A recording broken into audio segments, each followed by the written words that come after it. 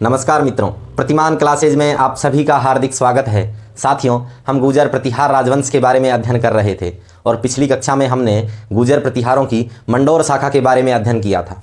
आज की कक्षा में हम जालोर, उज्जैन, कन्नौज शाखा के प्रतिहारों के बारे में अध्ययन करेंगे। तो देखना, मैंने बताया था कि राजपूत काल के दौरान जिस राजवंश ने सर्वाधिक प्रसिद्धि प्राप्त की वो था गुर्जर प्रतिहार राजवंश, और गुर्जर प्रतिहार राजवंश को प्रसिद्धि दिलाने वाली यही शाखा थी। इस शाखा ने राजपूत काल के दौरान संपूर्ण उत्तरी भारत को नेतृत्व प्रदान किया था और गुर्जर प्रतिहार राजवंश को प्रसिद्धि दिलाई थी। अब देखना, इस शाखा को जालोर, उज्जैन, कन्नौज शाखा क्यों कहा जाता है। यहाँ के शासकों ने सबसे पहले अपनी राजधानी बनाया जालोर को, इसीलिए यह कहलाई जालोर शाखा। उसके बाद बनाया उज्जैन को, इसीलिए यह उज्जैन शाखा कहलाई, और अंत में राजधानी बनाया कन्नौज को, इसीलिए यह शाखा कन्नौज शाखा कहलाई। अब इस शाखा की कुछ विशेषताओं के बारे में बात कर लेते हैं। तो देखना, सबसे पहली और महत्वपूर्ण विशेषता यह है कि इस शाखा को रघुवंशी प्रतिहार शाखा भी कहा जाता है। रघुवंशी प्रतिहार शाखा भी कहा जाता है। अब यहां देखना, रघुवंशी प्रतिहार शाखा। अब देखना, इस शाखा को रघुवंशी प्रतिहार शाखा क्यों कहा गया है। वैसे तो गुर्जर प्रतिहारों को भगवान राम के भाई लक्ष्मण का वंशज माना जाता है, लेकिन इस शाखा के कुछ शासकों की जो उपाधियों में है रघुकुल शब्द का प्रयोग किया गया है। जैसे महेंद्रपाल प्रथम को रघुकुल तिलक और रघुकुल चूड़ामणि उपाधि से सुशोभित किया गया है। इसी प्रकार महिपाल प्रथम को रघुकुल मुकुटमणि उपाधि से सुशोभित किया गया है, और नागभट्ट प्रथम को राम का प्रतिहार माना गया है। इसीलिए इस शाखा को रघुवंशी प्रतिहार शाखा भी कहा जाता है। अब बात करें इस शाखा का संस्थापक कौन था, तो इस शाखा का संस्थापक था नागभट्ट प्रथम। इस शाखा का संस्थापक नागभट्ट प्रथम था। नागभट्ट प्रथम था, जो मंडोर शाखा से संबंधित था। जो मंडोर शाखा से संबंधित था। तो देखना, नागभट्ट प्रथम कहाँ का रहने वाला था, ये मंडोर का रहने वाला था और मंडोर शाखा से संबंधित था। ये मंडोर से जालोर में आया और जालोर में आकर इसने गुर्जर प्रतिहार राजवंश की स्थापना की और गुर्जर प्रतिहारों की एक नई शाखा उत्पन्न हुई, जालोर शाखा। तो इस शाखा का संस्थापक हो गया नागभट्ट प्रथम। अब हम इस शाखा के प्रमुख शासकों के बारे में अध्ययन करते हैं। प्रमुख शासक।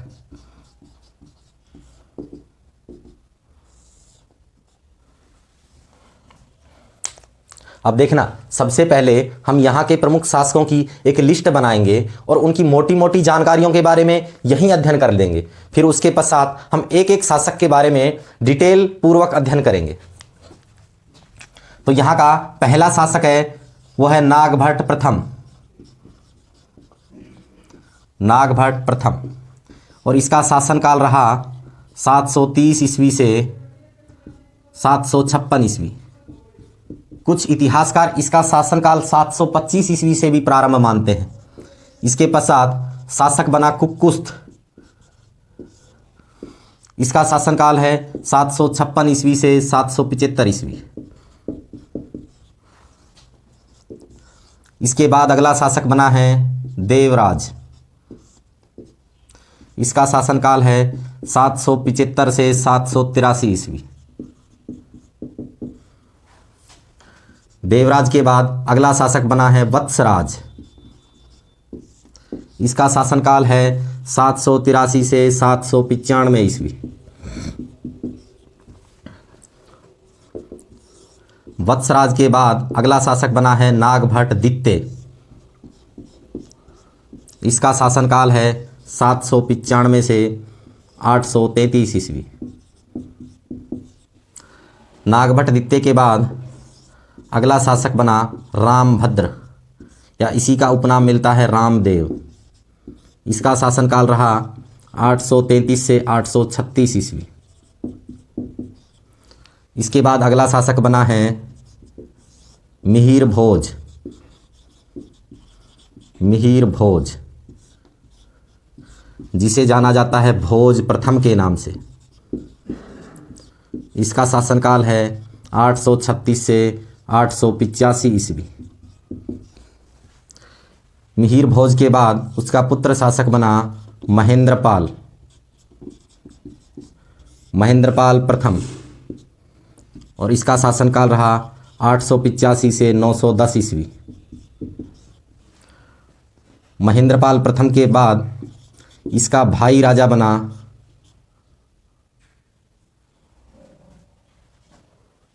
भोज दित्य,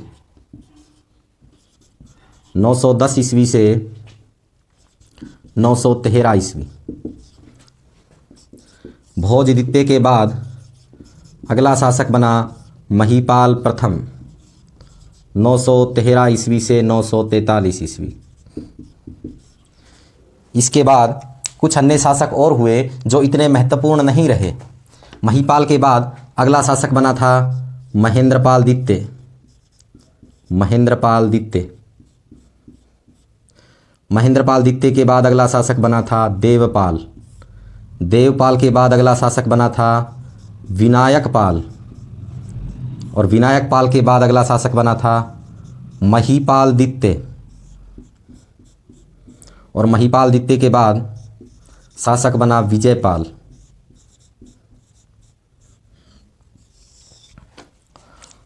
और इनके पश्चात इन सभी को एक क्रम में दे देना है बस 11वें नंबर पे। अगला शासक बना है जिसका नाम है राज्यपाल, इसका शासनकाल रहा 990 ईस्वी से 1019 ईस्वी। राज्यपाल के बाद यहाँ का शासक बना है त्रिलोचनपाल, और इसका शासनकाल रहा है 1019 ईस्वी से 1027 ईस्वी। और यहाँ का अंतिम शासक रहा है वो है यशपाल, यशपाल। तो ये हो गए जालौर, उज्जैन, कन्नौज शाखा के प्रमुख शासक।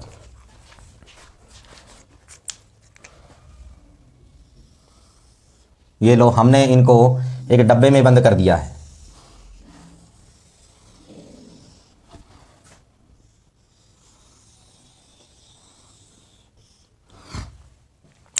अब देखना, यहाँ का पहला शासक रहा है नागभट्ट प्रथम। अब नागभट्ट प्रथम के बारे में कोई महत्वपूर्ण बात करें तो ये यहाँ का संस्थापक तो था ही था, और साथ में इसने 2 राजधानियाँ बनाई थी। सबसे पहले राजधानी बनाया जालौर को, उसके पश्चात राजधानी बनाया उज्जैन को। तो इसके बारे में दोनों तथ्य ध्यान रखने हैं कि इसने जालौर प्लस उज्जैन को राजधानी बनाया, जालौर व उज्जैन को राजधानी बनाया।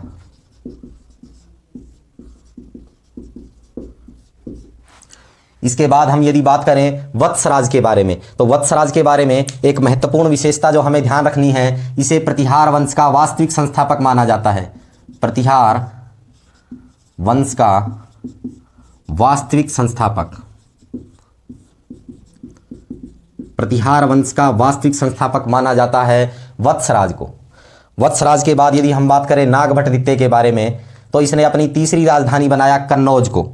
तो इसके बारे में ध्यान रखना है, इसने कन्नौज को राजधानी बनाया, कन्नौज को राजधानी बनाया। और दूसरा तथ्य इसी के साथ में हमें ध्यान रखना है कि इसने गंगा जल में समाधि भी ली थी। दूसरा पॉइंट इसके बारे में ध्यान रखना है, गंगा जल में समाधि ली।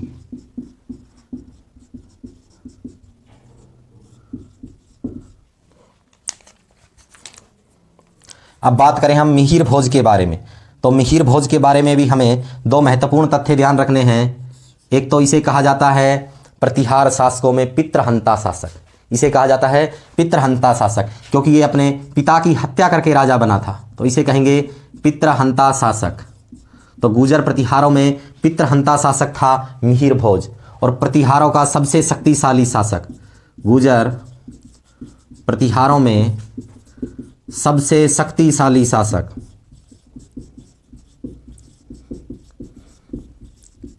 ये माना जाता है मिहिर भोज को।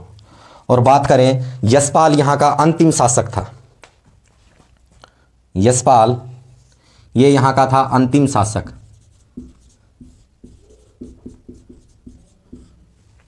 तो देखो, हमने यहाँ की शासकों की एक महत्वपूर्ण लिस्ट बना ली है कि यहाँ के शासक कौन कौन रहे।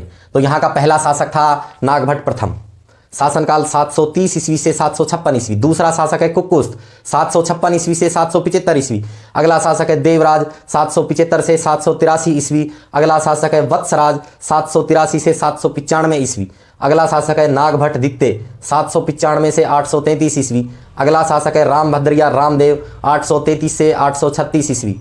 उसके बाद राजा बना मिहिर भोज या भोज प्रथम, 836 से 885 ईस्वी। उसके बाद शासक बना महेंद्रपाल प्रथम, 885 से 910 ईस्वी। उसके बाद शासक बना है भोज द्वितीय, 910 ईस्वी से 913 ईस्वी। उसके बाद राजा बना है महीपाल प्रथम, 913 से 943 ईस्वी। महीपाल प्रथम के बाद कुछ और अन्य शासक बने, उनकी ना तो कोई महत्वपूर्ण उपलब्धि है ना ही कोई महत्वपूर्ण कार्य है, इसीलिए सिर्फ उनका नाम थोड़ा सा दिमाग में रखना है। इसके अलावा इनके बारे में ना इतना ज़्यादा विस्तृत अध्ययन करना है, बस केवल नाम दिमाग में रखना है। महेंद्रपाल द्वितीय, देवपाल, विनायकपाल, महीपाल द्वितीय, विजयपाल। अगला राजा है जो महत्वपूर्ण है राज्यपाल। फिर उसके बाद राजा बना त्रिलोचनपाल और गुर्जर प्रतिहार वंश का अंतिम शासक था यशपाल। तो अब इन शासकों के बारे में मोटी मोटी महत्वपूर्ण बातें ध्यान रखनी है कि यहाँ के इस शाखा के प्रतिहारों की 3 राजधानियां रही है। सबसे पहली राजधानी जालौर, दूसरी राजधानी उज्जैन। जालौर और उज्जैन को अपनी राजधानी बनाया नागभट्ट प्रथम ने। तीसरी राजधानी रही है कन्नौज।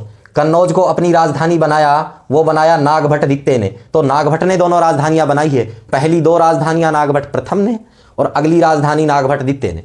अब बात करें कि प्रतिहार राजवंश का वास्तविक संस्थापक किसे माना जाता है, तो वो माना जाता है वत्सराज को। अच्छा, गुर्जर प्रतिहार राजवंश में यदि सबसे शक्तिशाली शासक माना जाता है, जिसने सबसे ज्यादा प्रसिद्धि प्राप्त की, वो है मिहिर भोज। तो गुर्जर प्रतिहार राजवंश का सबसे शक्तिशाली शासक, और ये अपने पिता की हत्या करके शासक बना था, इसीलिए इसे पितृहंता शासक भी कहा जाता है। और यहाँ का अंतिम शासक रहा है यशपाल। अब हम एक एक करके इनका डिटेल पूर्वक अध्ययन करेंगे और सबसे पहले हम पढ़ेंगे नागभट्ट प्रथम के बारे में। नागभट्ट प्रथम शासनकाल है 730 ईस्वी से 756 ईस्वी।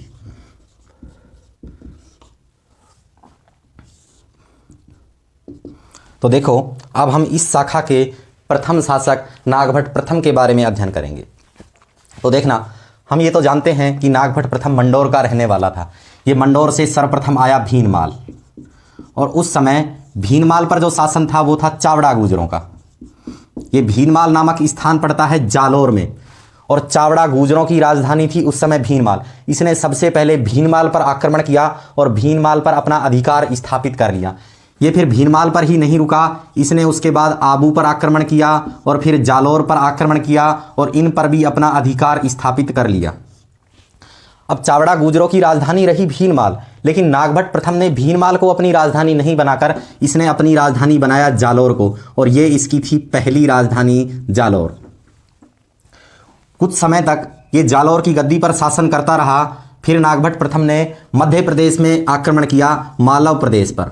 मालव प्रदेश का अर्थ है मध्य प्रदेश में आक्रमण किया और उज्जैन पर अपना अधिकार स्थापित कर लिया, और उज्जैन को इसने अपनी दूसरी राजधानी बनाया। तो नागभट्ट प्रथम ने 2 राजधानियां बनाई, पहली राजधानी बनाया जालौर को और फिर बनाया उज्जैन को राजधानी। अब हम नागभट्ट प्रथम के बारे में बात करें। नागभट्ट प्रथम को कहा जाता था नागावलोक। इसे उस समय नागावलोक के नाम से जाना जाता था और इसका दरबार कहलाता था नागावलोक का दरबार। मैंने बताया था कि गुर्जर प्रतिहार राजवंश उस समय का सबसे प्रसिद्ध राजवंश था, और इस दौरान गुहिल राजवंश, चौहान राजवंश और मंडोर के शासक, ये सभी इनके सामंतों के रूप में कार्य करते थे। और इसका एक प्रमुख सहयोगी सामंत रहा है, और वो था चौहान शासक भरत भट्ट द्वितीय। भरत भट्ट द्वितीय ये था चौहान शासक, जो इसके प्रमुख सहयोगी सामंत के रूप में रहता था, और अनेक विजयों में इसने नागभट्ट प्रथम का साथ दिया था। अब हम नागभट्ट प्रथम की महत्वपूर्ण उपलब्धि के बारे में बात करें कि नागभट्ट प्रथम की महत्वपूर्ण उपलब्धि क्या रही है। तो देखना, नागभट्ट प्रथम की जो महत्वपूर्ण उपलब्धि है वो है अरब आक्रमणकारियों या मलेच्छों के विस्तार को रोकना,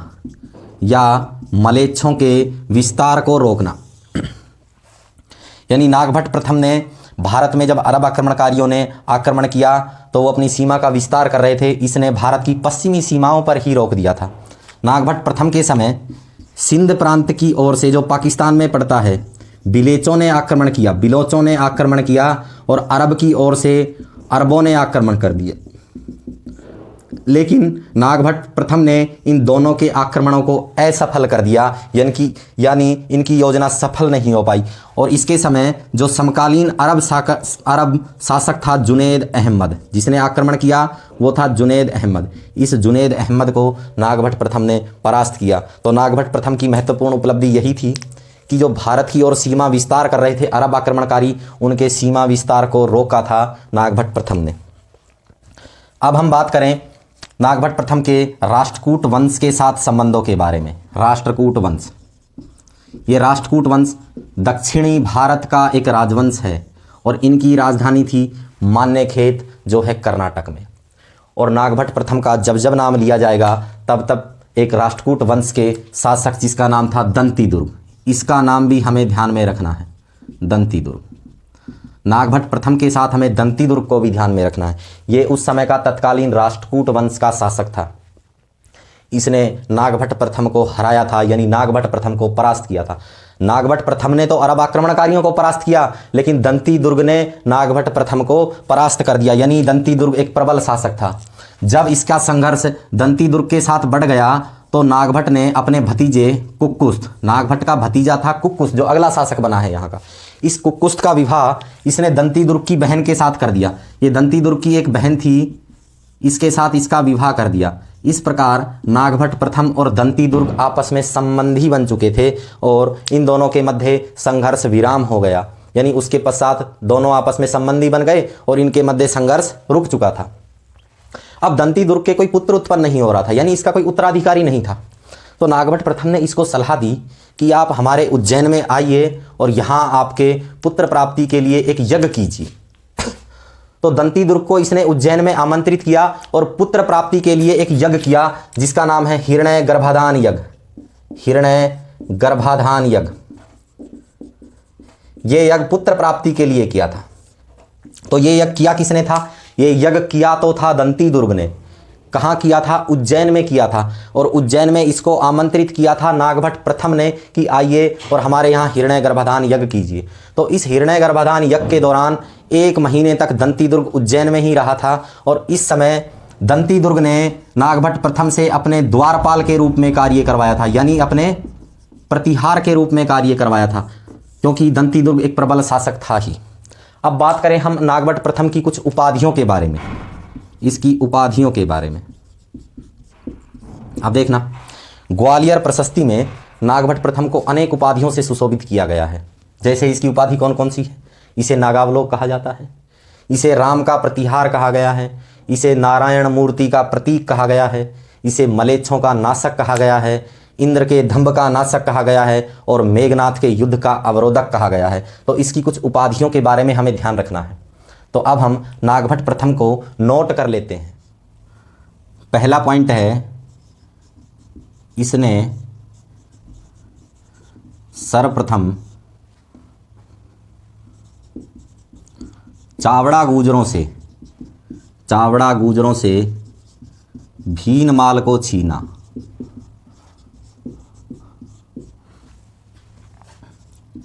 उसके बाद आबू जालोर पर भी अपना अधिकार किया।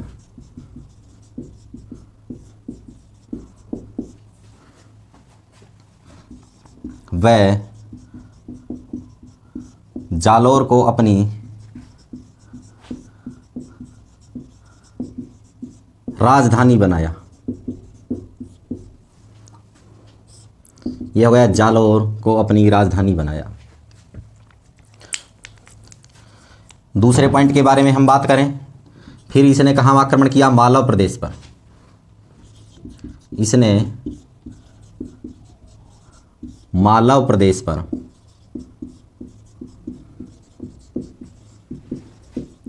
आक्रमण कर उज्जैन पर अपना अधिकार किया।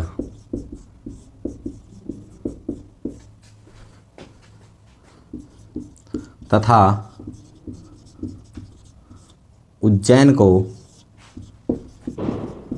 अपनी सेकंड राजधानी बनाया, यानी दूसरी राजधानी थी इनकी उज्जैन।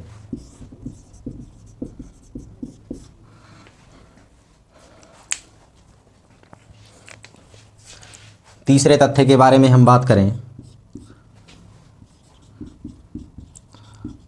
नागभट्ट प्रथम को नागावलोक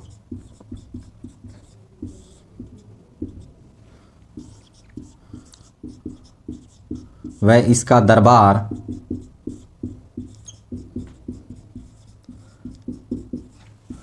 नागावलोक का दरबार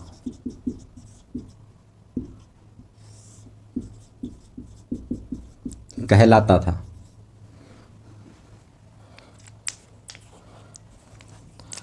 अगले तथ्य के बारे में हम बात करें, 756 ईस्वी के हानसोट के ताम्रपत्र के अनुसार, यानी इस ताम्रपत्र से पता चलता है कि इसकी विजयों में चौहान शासक भरतभट्टद्वितीय का महत्वपूर्ण योगदान रहा है।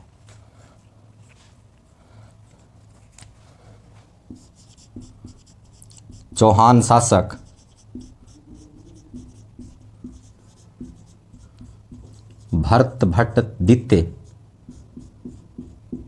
भरतभट्ट सेकंड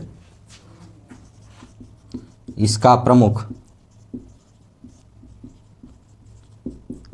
सहयोगी सामंत था।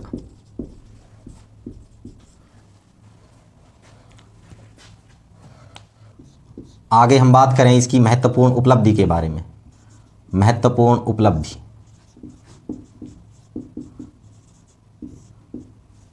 इसकी महत्वपूर्ण उपलब्धि थी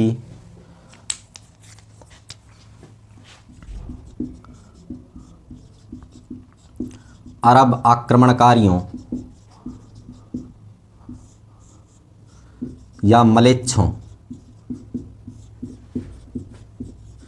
के विस्तार को रोकना।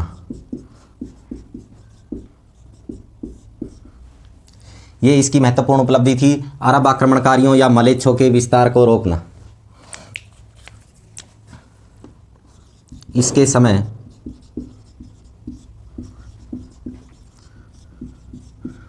सिंध की ओर से बिलोचों ने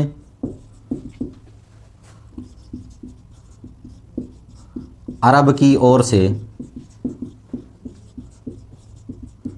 अरबों ने आक्रमण किया।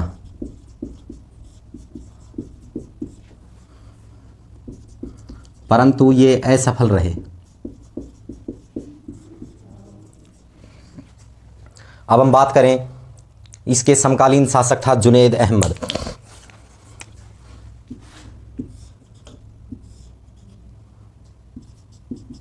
नागभट्ट प्रथम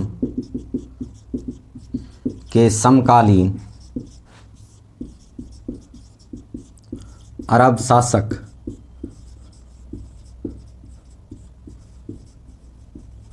जुनैद अहमद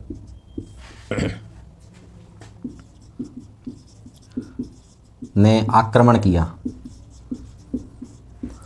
परंतु ये असफल रहा, क्योंकि नागभट्टद्वितीय ने इस जुनैद अहमद को परास्त करके भगा दिया था। अब हम देखें राष्ट्रकूटों के साथ संघर्ष। नागभट्ट प्रथम का राष्ट्रकूटों के साथ संघर्ष, और इसके समय राष्ट्रकूट शासक था दंतीदुर्ग, जिसने इसको परास्त किया था। तो राष्ट्रकूटों के साथ संघर्ष में पहला पॉइंट लिखना है, राष्ट्रकूट वंश के शासक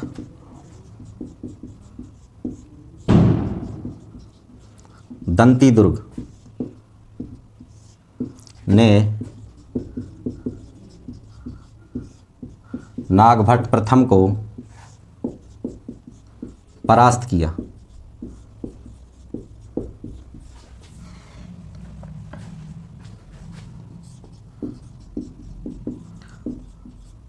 फिर नागभट्ट प्रथम ने अपने भतीजे कुकुस्त की शादी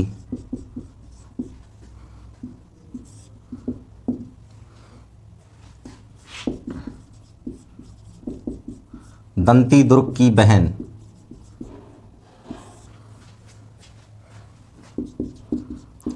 से कर इस संघर्ष को समाप्त किया।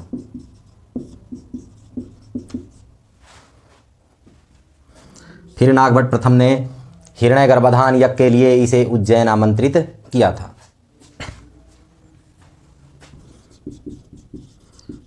नागभट्ट प्रथम ने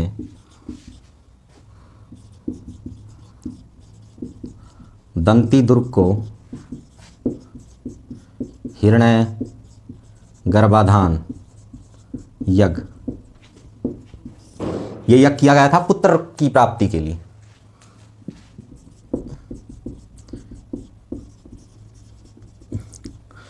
नागभट्ट प्रथम ने दंती दुर्ग को हिरण्य गर्भाधान यज्ञ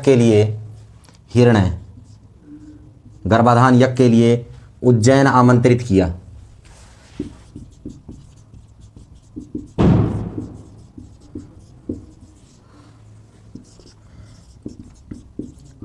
इस यज्ञ के दौरान 1 माह तक दंती दुर्ग ने नागभट्ट प्रथम से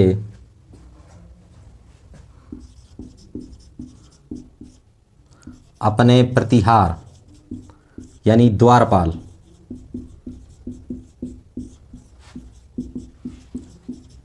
के रूप में कार्य कराया था। तो ये हो गया राष्ट्रकूटों के साथ संघर्ष नागभट्ट प्रथम का। अब बात करते हैं हम नागभट्ट प्रथम की उपाधियों के बारे में। उपाधियां कि नागभट्ट प्रथम की कौन कौन सी उपाधियां थी।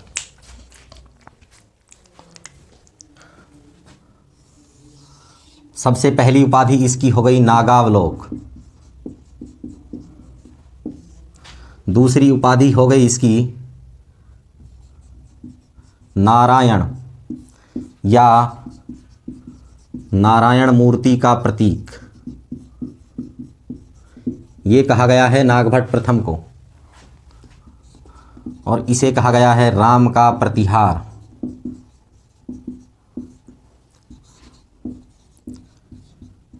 अगली उपाधि है इंद्र के धम्ब यानी घमंड का नाशक।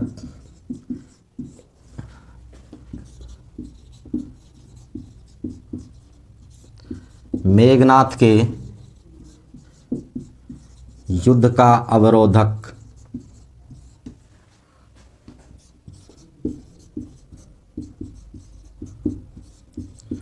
मलेच्छों का नाशक।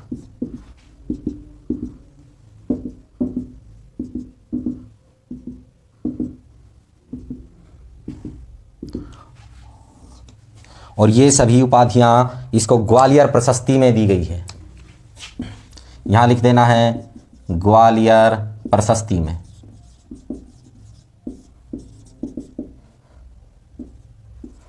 तो देखना नागभट्ट प्रथम की कुछ उपाधियां हो गई। इसे नागावलोक के नाम से जाना जाता था। इसे ग्वालियर प्रशस्ति में नारायण मूर्ति का प्रतीक कहा गया है। इसे राम का प्रतिहार कहा गया है। इसे इंद्र के धम्ब का नाशक, मेघनाथ के युद्ध का अवरोधक और मलेच्छों का नाशक माना गया है ग्वालियर प्रशस्ति में। तो ये हो गया अपना नागभट्ट प्रथम। अब हम अगले शासक के बारे में बात करें। अगला शासक है कुकुस्त। इसका शासनकाल है 756 से 775 ईस्वी। अब देखना, हमने जब मंडोर के प्रतिहारों के बारे में अध्ययन किया था तो हमने इसी प्रकार के नाम के 2 शासक और पढ़े थे। उनमें एक का नाम था कक और कक का पुत्र था कककुक, लेकिन ये है कुकुस्त। तो ये कुकुस्त है, ये नागभट्ट प्रथम का पुत्र नहीं था, क्योंकि नागभट्ट प्रथम का कोई उत्तराधिकारी था ही नहीं। इसीलिए उसने अपने भतीजे को कुकुस्त को अपना उत्तराधिकारी बनाया, और ये कुकुस्त था नागभट्ट प्रथम के भाई तेजवर्धन का पुत्र था। तो बस हमें कुकुस्त के बारे में यही ध्यान रखना है। यह नागभट्ट प्रथम के भाई तेजवर्धन का पुत्र था।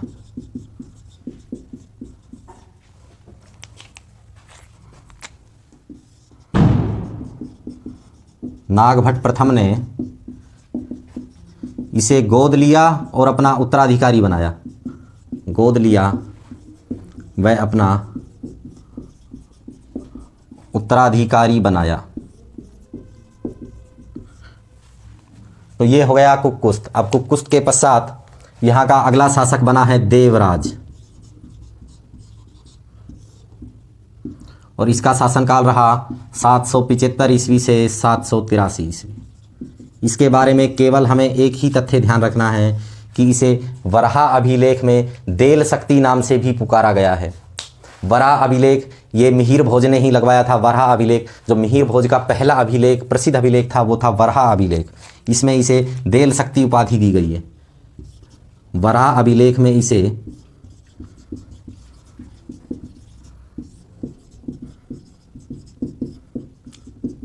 देल शक्ति नाम से पुकारा गया है। तो वराह अभिलेख में इस देवराज का नाम मिलता है देल शक्ति। फिर देवराज की पत्नी थी भूमिका देवी, और इस भूमिका देवी से एक पुत्र उत्पन्न हुआ जिसका नाम था वत्सराज प्रतिहार, जो प्रतिहार राजवंश का वास्तविक संस्थापक कहलाता है। देवराज के पश्चात वत्सराज राजा बना। तो इसकी पत्नी भूमिका देवी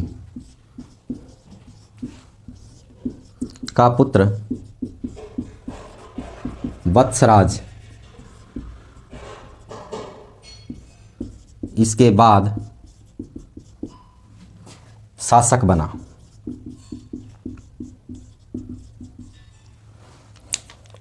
तो मित्रों, आज हमने जालौर, उज्जैन, कन्नौज शाखा के प्रतिहारों के बारे में अध्ययन किया और यहाँ के 3 शासकों के बारे में अध्ययन किया।